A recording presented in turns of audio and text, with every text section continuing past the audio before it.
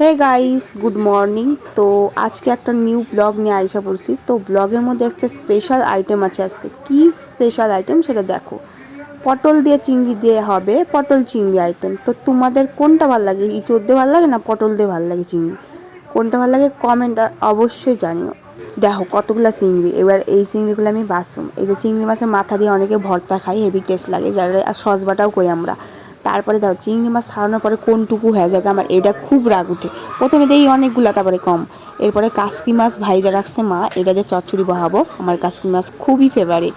যাই হোক, আমার কইলো যে একটু চচ্চড়ি নাড়া দিতে, ওই জন্য আমি চচ্চড়ি নাড়া দিতে আসলাম। কারণ যদি লাইগা ধরে পুইরা ধরে, তার জন্য মা করলো যে একটু চচ্চড়ি নাড়া দিই।